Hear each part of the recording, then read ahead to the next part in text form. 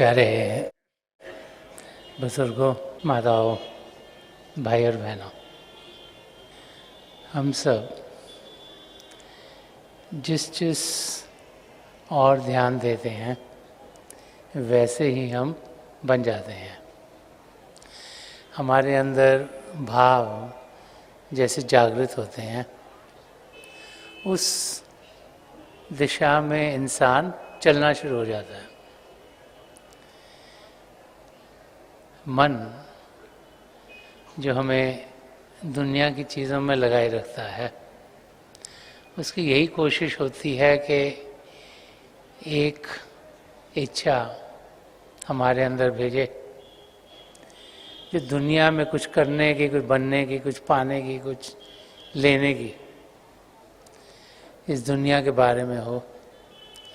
और उस इच्छा को पूरा करने के लिए हम लग जाते हैं। जैसे जैसे वो इच्छा पूरी होती है तो मन कोई ना कोई और इच्छा हमारे अंदर भेज देता है, और फिर इंसान उसको पूरा करने के लिए ही लगा रहता है। जिस ध्येय से हम इस धरती पर आए हैं वो हम आसानी से भूल जाते हैं, क्योंकि हमारे अंदर से भाव कुछ ऐसे उठने शुरू हो जाते हैं कि हम दुनिया की चीज़ों के पीछे भागना शुरू कर देते हैं। महापुरुष जब भी इस धरती पर आए हैं उन्होंने बार बार हमें समझाया कि जो सदा सदा का सुख चैन है, जो सदा सदा का आनंद है, वो बाहर की दुनिया से हमें मिलेगा नहीं। असलियत बाहर की दुनिया में नहीं, अंदर की दुनिया में है। और वो असलियत की जानकारी जब हमें मिलती है तो फिर खुशियों से हम भरपूर हो जाते हैं। उन खुशियों का लफ्ज़ों में बयान करना बड़ा मुश्किल है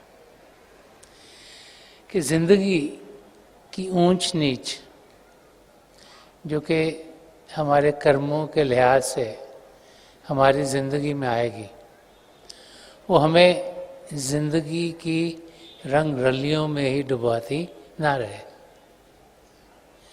कि हम सब एक मस्त अवस्था में, खुशी के आलम में एक आनंद की ज़िंदगी जी सकते हैं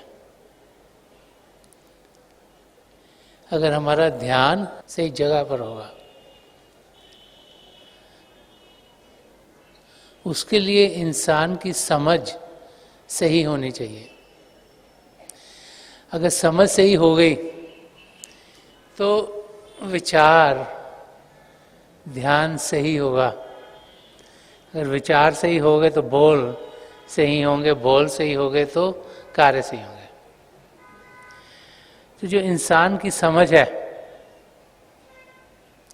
वो सही कैसे हो? अगर मन इंद्रियों के घाट पर ही जीते रहे तो समझ वही होगी जो मन इंद्रियों के घाट पर हमें मिलती है।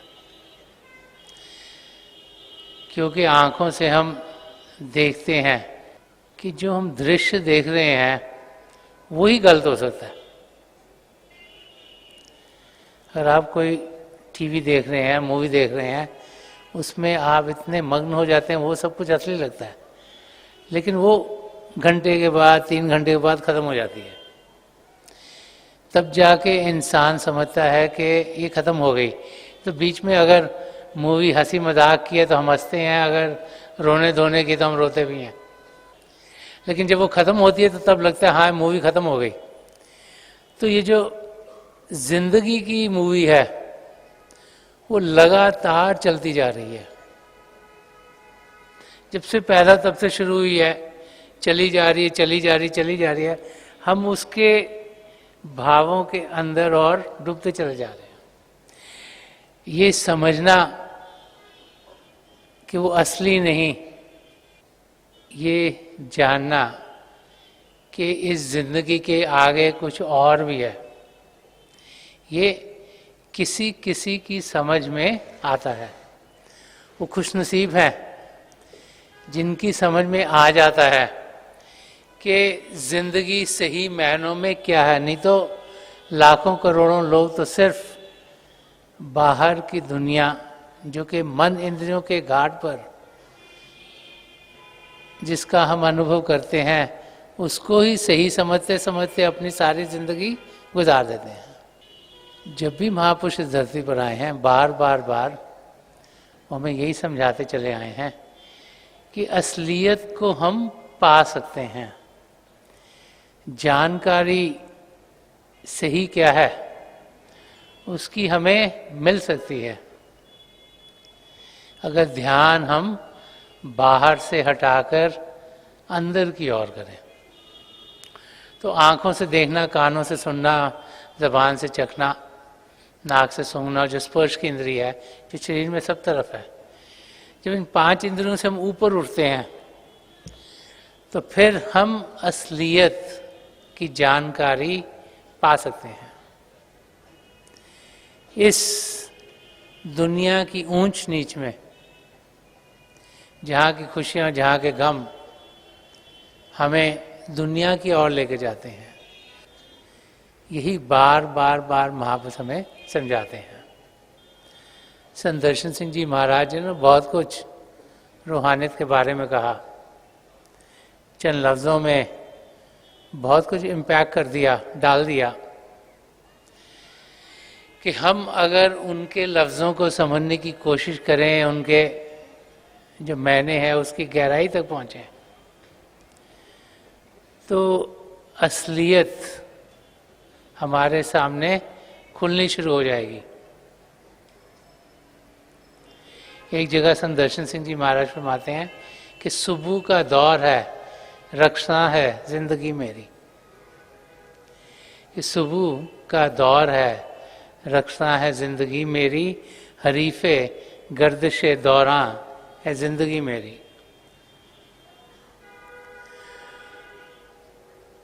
वो फरमा रहे हैं कि इंसान की जिंदगी हरीफे गर्दिशे दौरां एक ऐसा दौर है जिसमें कि इस दुनिया की ऊंच नीच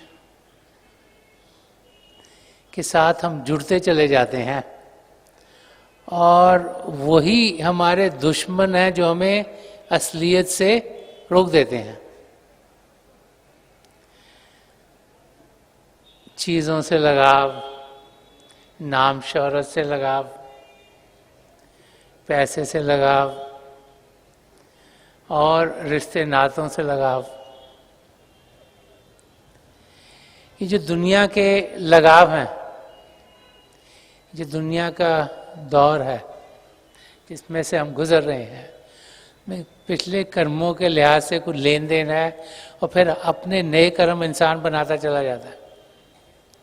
तो ups and downs of life, कभी खुशी के दिन, कभी गम के दिन, कभी हंसी, कभी आंसू, इनको हम अपना समझना शुरू कर देते हैं कि ये लाइफ तो हर एक इंसान की चलती रहेगी, हर एक के कर्म अलग अलग हैं, लेकिन हर एक की जिंदगी में ऊंच नीच आती रहती है। तो हम लोग ज्यादातर उसी को अपनी जिंदगी समझ बैठते हैं।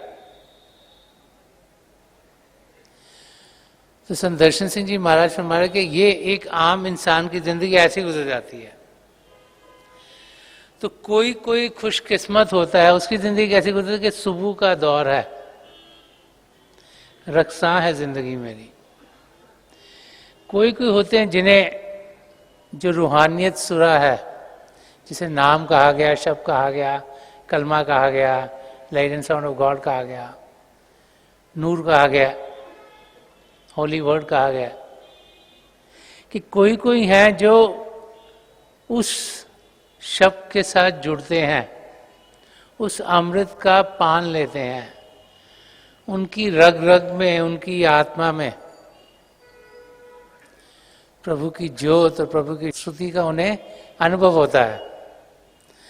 और वही लोग हैं जिनकी जिंदगी फिर झूमती है, नाचती है, मस्ती के आलम में वो अपनी जिंदगी गुजारते हैं। वो कहते हैं कि दो किस्म के इंसान हैं जो कि नाचते हैं।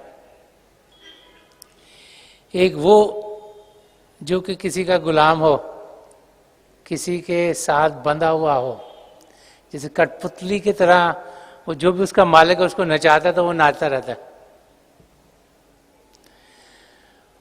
और दूसरा वो कि जो स्वतंत्र हो गया, जो आज़ाद हो गया, वो अपनी खुशी में नाचता है।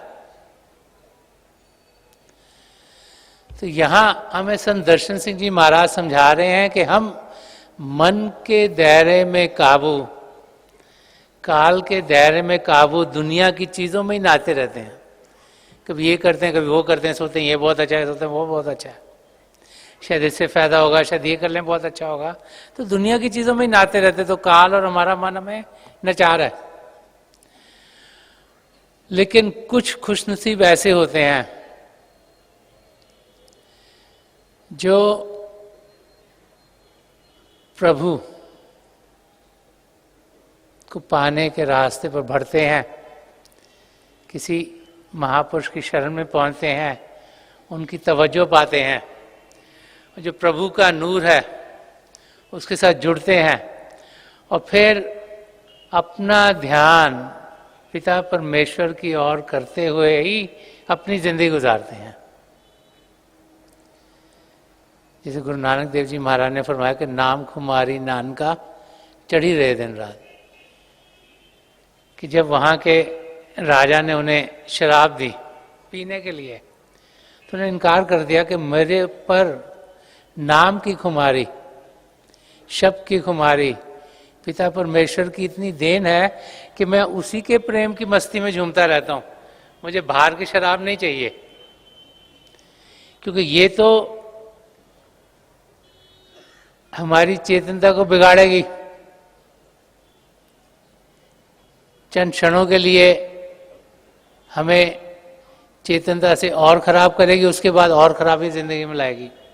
लेकिन वो खुमारी जो प्रभु के शब्द के साथ जुड़ के मिलती है, जब वो 24 घंटे इंसान की जिंदगी में रहती है, तो उससे बेहतर और कोई जिंदगी हो ही नहीं सकती।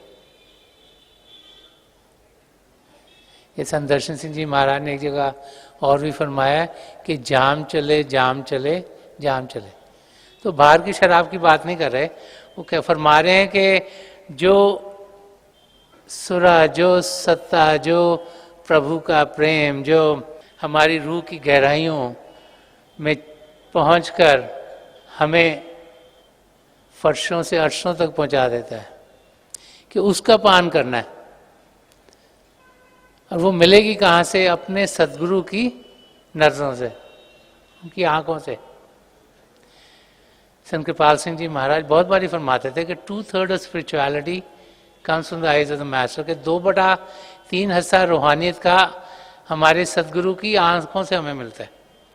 उनकी आंखों से हमारी आंखों तक, उनके दिल से हमारे दिल तक, उनकी रूह से हमारी रूह तक। जब वो कनेक्शन होता है तो फिर हमारी रूह खुद ब खुद सिमटनी शुरू हो जाती है, उसका ध्यान बाहर की चीज़ों से हटता है और वो प्रभु की ओर बढ़ना शुरू हो जाती है। तो संत दर्शन सिंह जी महाराज ये फरमाया कि सुबह का दौर है, रक्षा है जिंदगी मेरी, हरीफे गर्दिशे दौरा है जिंदगी मेरी, कि लाइफ में अप्स एंड डाउन्स तो आएंगे। ऐसा दौर रहेगा कि हर एक किस्म का ऊंच नीच हम सबकी जिंदगी में आएगा,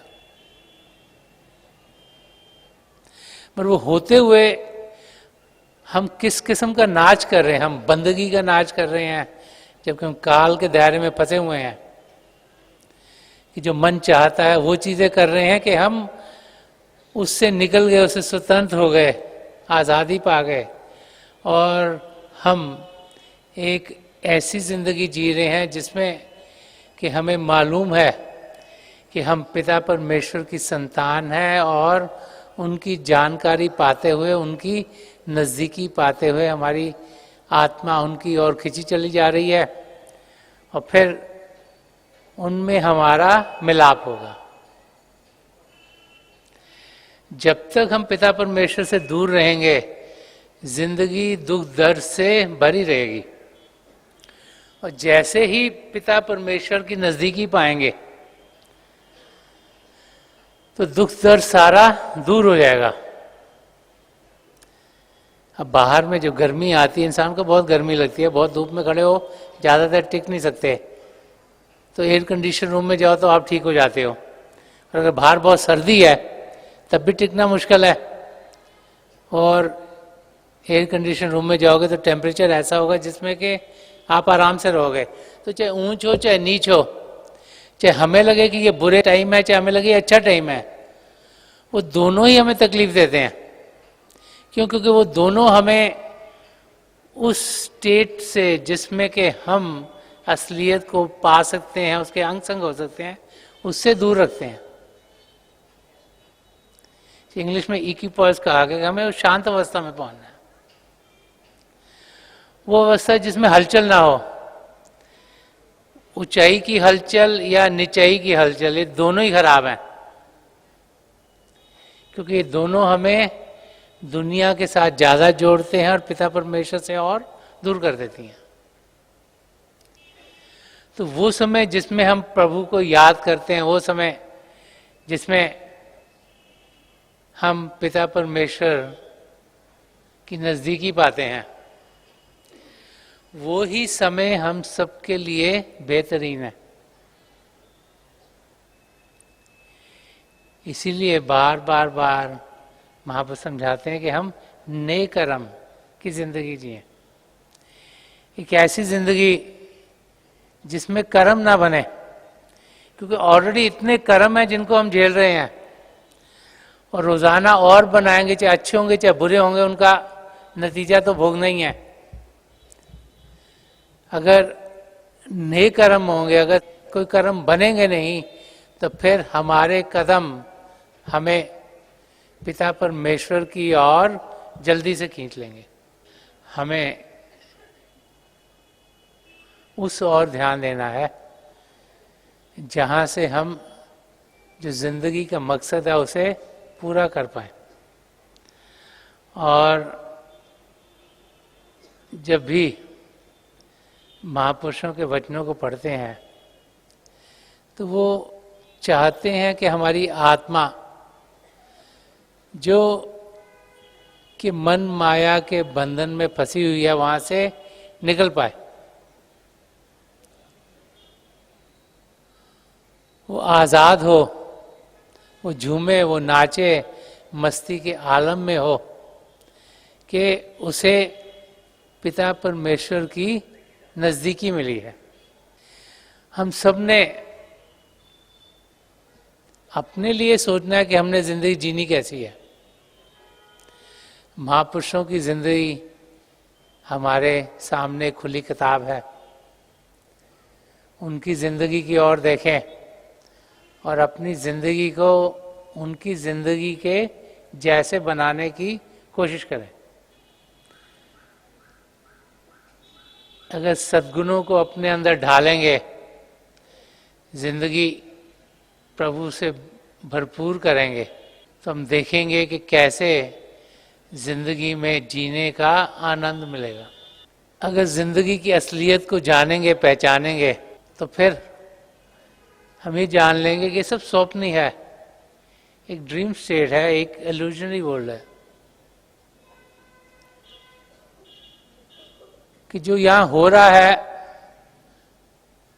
उसमें से 75% तो होना ही था। हमें मालूम नहीं था क्या होना है, लेकिन वो होना ही था। लेकिन 25% ये है जो कि हमारे करके होता है।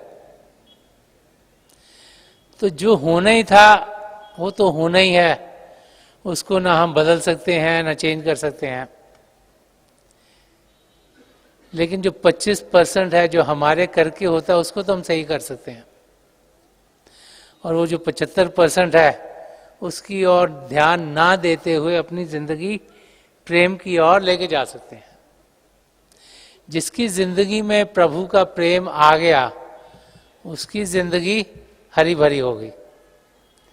जिसने प्रभु के प्रेम की जानकारी पाई, जिसके अंदर प्रभु के लिए लगाव हो गया, वो फिर खुशी खुशी से इस जिंदगी को गुजारता है और अपनी मकसद की ओर तेजी से बढ़ता है। इसीलिए हर एक धर्म ग्रंथ हमें यही समझाता है कि जिन्होंने प्रभु से प्रेम किया वही अपनी मंजिल तक पहुंचेंगे। अब प्रभु से प्रेम कैसे करें? उन्हें देखा नहीं, उन्हें जाने कैसे, उन्हें पहचाने कैसे? इसीलिए जो सन्मत का रास्ता बार बार हमें समझाता है कि हम अपने सद्गुरु की शरण में पहुंचे, उनके जरिए हम पिता परमेश्वर को पाएंगे।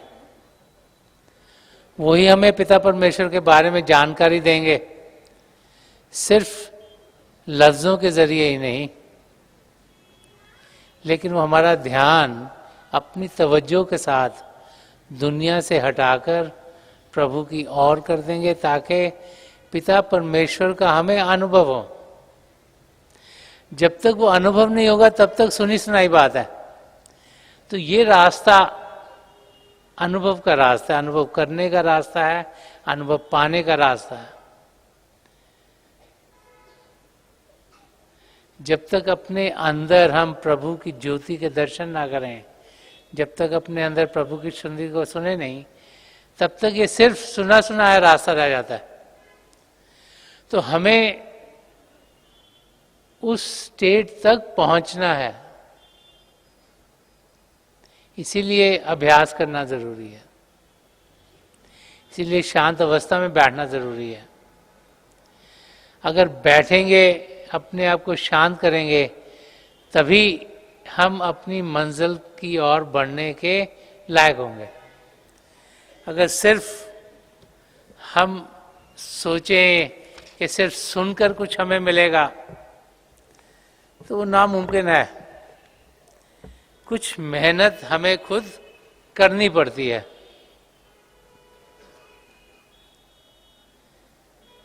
अगर मेहनत करेंगे तो अपनी मंजिल की ओर तेजी से बढ़ेंगे। तो इसीलिए हमें संत कृपाल सिंह जी महाराज समझा गए हैं कि हम कम से कम 2.5 घंटों के लिए रोजाना अभ्यास करें।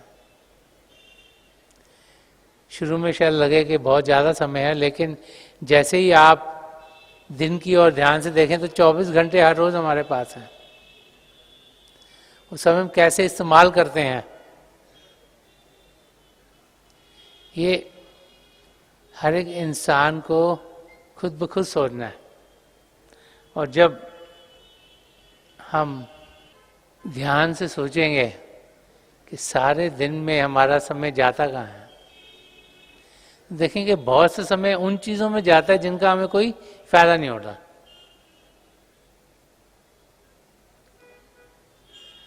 सुबह उठकर इंसान नहाता धोता है, नाश्ता करता है और फिर काम पर चला जाता है।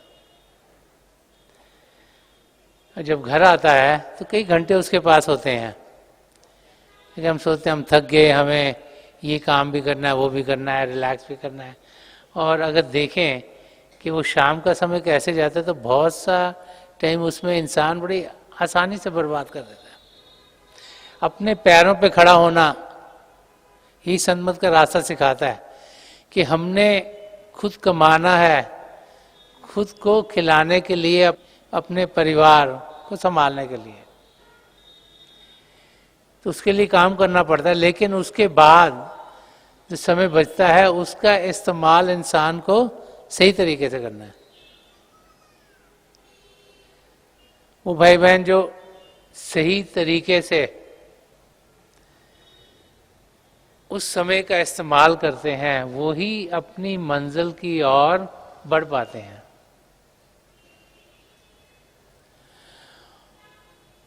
और वो इंसान जो कि दुनिया की चीजों में ही लगा रहता है, जो सोचता है कि शायद दुनिया की ओर से उसे सब कुछ मिलेगा, जिसे दुनिया की बहुत जानकारी होती है या उसको पाने में लगा रहता है, वो असलियत में अक्लमंद नहीं, बेवकूफ़ इंसान है। संदर्शन सिंह जी महाराज ने इसके बारे में बड़े प्यार से समझाया है। वो फरमाते हैं कि होश वालों को सरासीमा हुए हैरान देखा। बता रहे हैं ये जो लोग अपने आप को बहुत स्मार्ट समझते हैं, क्लेवर समझते हैं, इंटेलिजेंट समझते हैं, जिनको बहुत जानकारी इस दुनिया की है, कि होश वालों को सरासीमा हुए हैरान देखा। कि उन लोगों को हम देखते हैं हर बड़े परेशान रहते हैं, जैसे जैसे उनकी चीज़ों की समझ बढ़ती है वैसे वैसे लगता है चीज़ें खराब ज़्यादा हो रही हैं। वो सोचते हैं मैं इसको भी ठीक कर दूं, उसको भी ठीक कर दूं, ये भी कर दूं, वो कर दूं। उसमें क्या करते हैं, बाल बच्चों को डांटते रहते हैं, लोगों को कहते रहे तुमने ये ठीक नहीं करा, तुमने वो ठीक नहीं करा, और क्या करें, दे क्रिएटिंग मोर डिफिकल्टीज। औरों के लिए भी प्रॉब्लम क्रिएट करते हैं, अपने लिए भी प्रॉब्लम क्रिएट करते हैं। तो सुनता तो कोई किसी है नहीं, यहाँ से सुनता वहाँ निकाल देता है, लेकिन जो थोड़ा बड़ा होगा वो सोचता है हाँ मैं बच्चों को कुछ बोल सकता हूँ। जो ऑफिस में बॉस होगा वो सबको कहेगा तुमने ये ठीक नहीं करा, तुमने वो ठीक नहीं करा। और जितनी ज़्यादा जानकारी इस दुनिया की होती है उतनी समझ में आना शुरू होता है कि सब चीज़ें गलत हो रही हैं। कोई चीज़ 100% ठीक तो दिखाई नहीं देती, क्यों, ये माया की दुनिया है, यहाँ पे 100% कोई चीज़ हो ही नहीं सकती। तो इंसान उसमें लगा रहता है कि ये भी कर लें, वो भी कर लें, ये भी ठीक करना है, वो भी ठीक करना है, वो भी करना है। और रादर देन कि वो सोचे कि मैं अपनी ज़िंदगी कैसे ठीक करूं, औरों को फिक्स करने में ही हम लगे रहते हैं। तो संदर्शन सिंह जी महाराज फरमाया कि होश वालों को सरासीमा हैरान देखा। और आगे क्या फरमा रहे हैं कि तेरे दीवाने को हर हाल में शादा देखा। वो कह रहे हैं जो एक शिष्य अपने गुरु, अपने मुर्शिद से प्यार करता है, उनका दीवाना हो गया। दीवाने का मतलब क्या है, बहुत ज्यादा प्रेम करना, कि उनके सिवाय उसे और कुछ दिखाई नहीं देता। हर एक जगह उन्हें अपने गुरु का रूप दिखाई देता है, किसी चीज में, किसी इंसान में। जिसको अपने सदगुरु से लगाव हो गया, उसे असल में क्या हुआ, पिता परमेश्वर से लगाव हो गया। कि तेरे दीवाने को हर हाल में शादा देखा।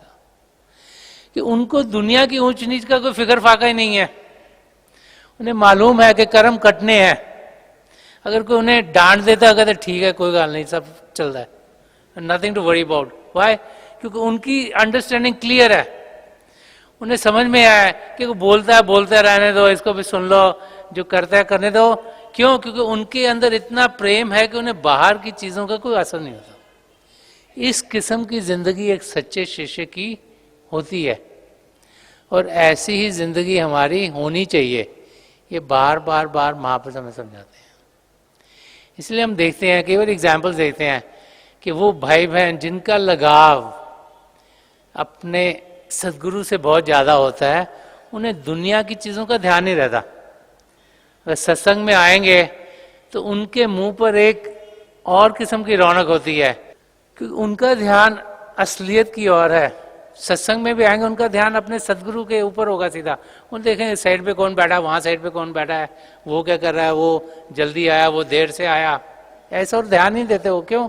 क्योंकि उनको पता है कि हमारा कनेक्शन अपने सदगुरु के साथ होना चाहिए, है और रहेगा, और उसी खुशी में वो अपनी जिंदगी गुजारते हैं। कि जब किसी महापुरुष की नजर करम हम पर पड़ती है, तो हम अगर इस तरफ जा रहे हैं और जाना इस तरफ है, तो हमारा जिंदगी में वो चेंज ला देते हैं, अपनी तवज्जो देकर, अपनी अटेंशन देकर, और उनके जरिए फिर हम अपनी मंजिल की ओर बढ़ना शुरू कर देते हैं। कि एक राइट अंडरस्टैंडिंग हमारे अंदर आनी शुरू हो जाती है, जो सत्संगों के जरिए आती है। इसलिए सत्संग में जाने को बहुत महत्व दिया गया, कि सत्संग में जाना बहुत ही जरूरी है। कि सत्संगों में जाकर ये असलियत क्या है उसकी हमें जानकारी मिलती है, और फिर जो सत्संग में हम सुनते हैं उस पर अगर अमल करेंगे, उसको जिंदगी में ढालेंगे, अगर यहाँ से सुन के यहाँ निकाल दिया फिर तो कोई खास फायदा हुआ नहीं। उस समय के लिए तो फायदा हो गया, लेकिन बाद में फायदा नहीं हुआ। लेकिन जो यहाँ जा रहे उसको अंदर की ओर लेंगे, उससे अपने अंदर चेंजेस लाएंगे, बदलाव लाएंगे, तो फिर हमारी जिंदगी सही तरफ जानी शुरू हो जाती है। संत दर्शन सिंह जी महाराज कई जगह समझा गए हैं कि हम घबराए नहीं।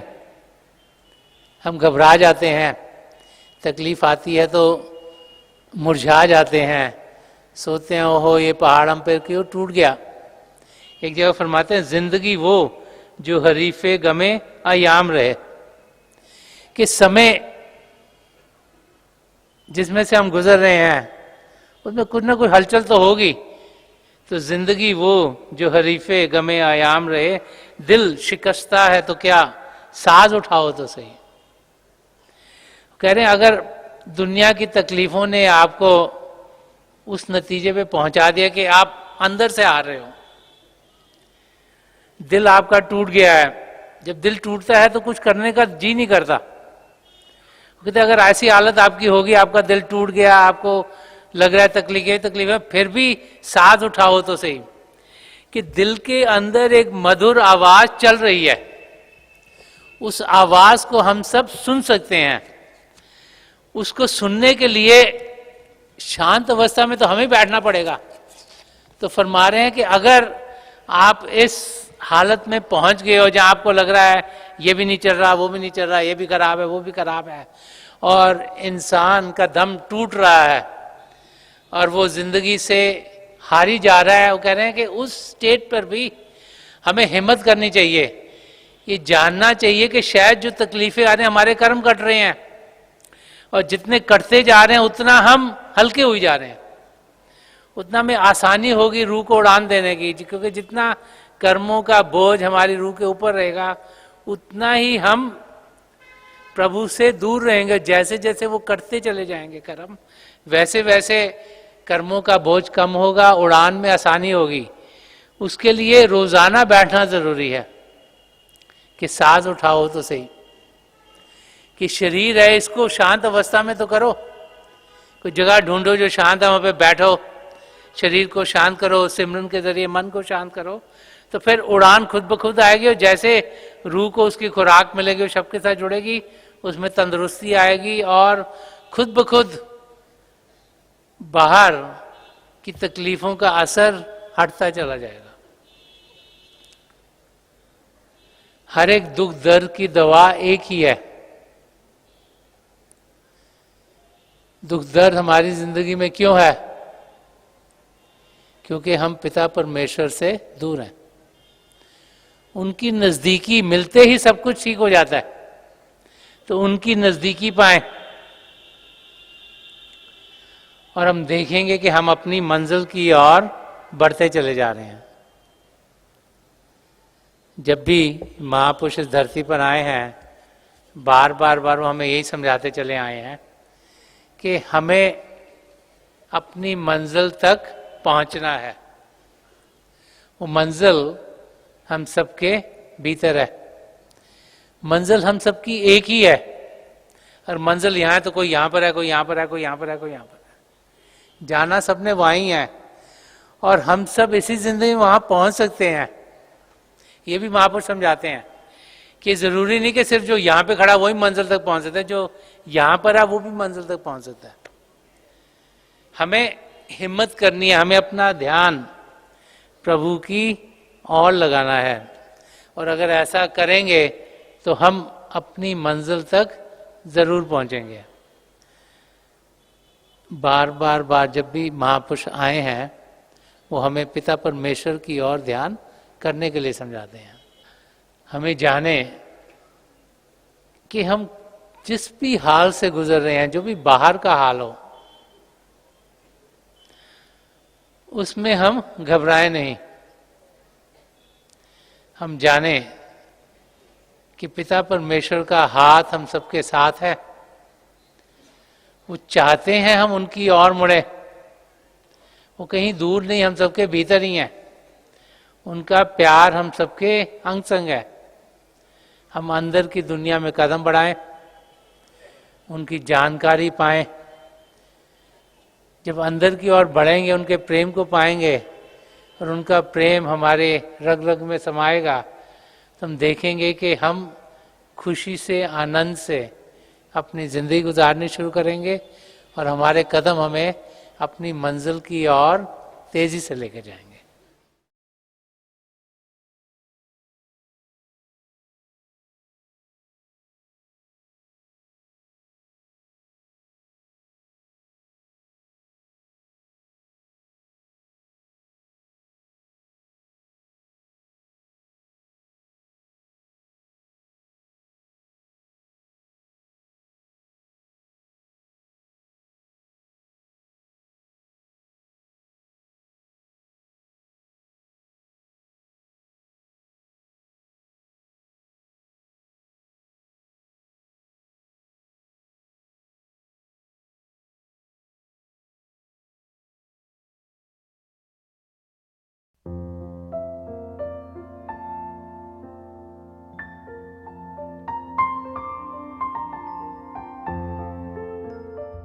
तो थोड़ी देर के लिए हम सब अभ्यास के लिए बैठ जाएं।